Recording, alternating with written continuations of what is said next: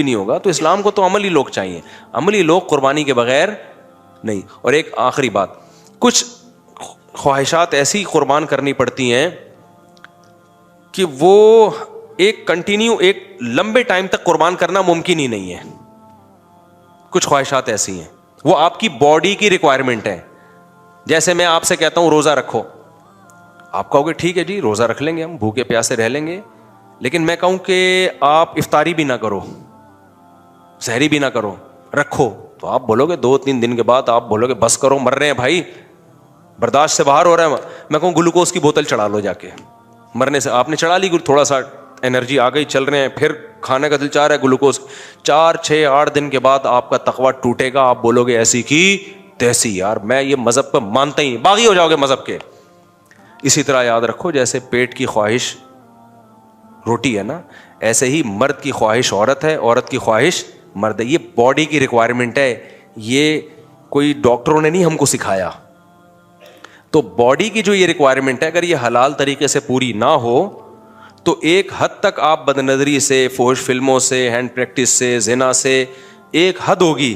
اس کے بعد جو آپ کا تقویٰ ٹوٹے گا نا تو آپ محلے کے وہ بدماش بن کے دکھاؤ گے جو اس کائنات میں کبھی پیدا.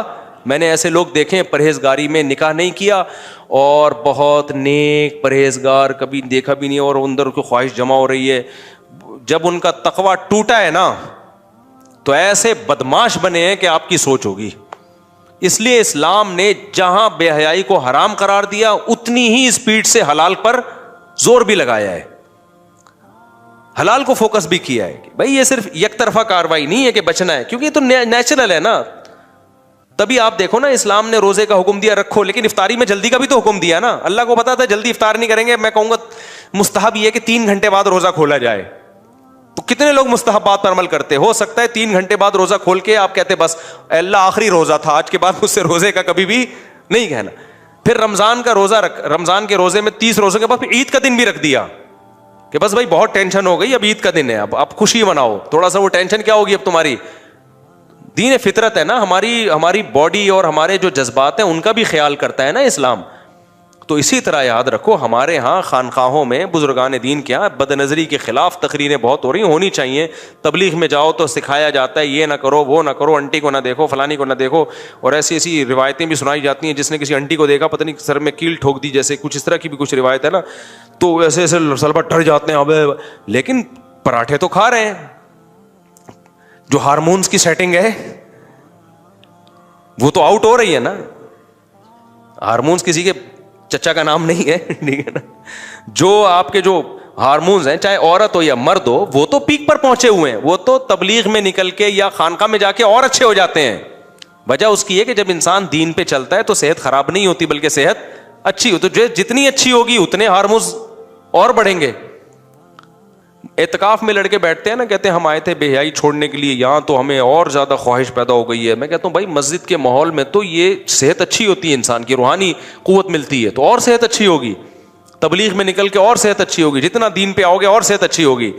تو یہ جذبات کم نہیں ہوں گے, بلکہ یہ دنیا دار لوگ ہیں, ان میں جذبات نہیں ہوتے. ہارمونز ان کے, یہ تو میڈیسن کھا کھا کے تو ان کے تھوڑے بہت 2-4 ہارمونز پیدا ہوتے ہیں جس سے یہ فوراً فائدہ اٹھا لیتے ہیں کہیں یہ بھی نہ غائب ہو جائے. اصل تو صحت ہوتی دیندار لوگوں میں ہے, روزہ رکھنے والوں میں, نماز پڑھنے والوں میں, تہجد گزاروں میں ہوتی ہے. تو اب ان کا ہمارے یہاں حل یہ بتایا جاتا ہے کہ نظر کی حفاظت اور فحش فلمیں چھوڑ دو, 100% چھوڑو, لیکن فوراً اس کا آلٹرنیٹ تلاش کرو. آپ صبح سحری کے وقت جب روزہ رکھتے ہو نا, دوپہر سے ہی افطاری کی تیاری شروع کر دیتے ہو کہ بھائی مغرب کے بعد روزہ ختم ہوگا تو پہلے سے پتا ہو کیا پکانا ہے. ایسا تھوڑی ہے افطاری کا ٹائم آ گیا آپ سوچ رہے ہیں ابے کچھ انتظام تو ہے ہی نہیں. تو فحش فلمیں بھی چھوڑو بھائی, اور یہ سارے الٹے کام چھوڑو, لیکن فوراً پہلے نکاح کا انتظام کرو. اور اس میں جو رکاوٹیں آئی ہیں لات مار کے اڑا دو ان رکاوٹوں کو, ایسی کی تیسی. یہ لفظ سیکھ لو, ایسی کی تیسی بہت زبردست لفظ ہے. کوئی کسی کا باپ نہیں روک سکتا یار, تو کرو نکاح. کوئی کسی کا باپ میں طاقت ہی نہیں ہمیں روک کے دکھائے. تو یہ اس میں آپ کو جب تک کانفیڈنس پیدا نہیں ہوگا تو گندگیوں میں گھسے رہو گے, اور اتنا اندر گھس جاؤ گے کہ نکاح کے بعد پھر یہ گندگیاں نہیں چھوٹتی. ہم ایسے لوگوں کو جانتے ہیں زنا کے عادی ہو گئے, شادی کے بعد کہتے ہیں زنا نہیں چھوٹتا ہم سے. ان کی فیملی لائف بہت خراب ہو جاتی ہے, برباد ہو جاتی ہے. تو اس پیک پہ پہنچنے سے پہلے کر لو نا. تو میں یہ کہہ رہا ہوں نظریات کی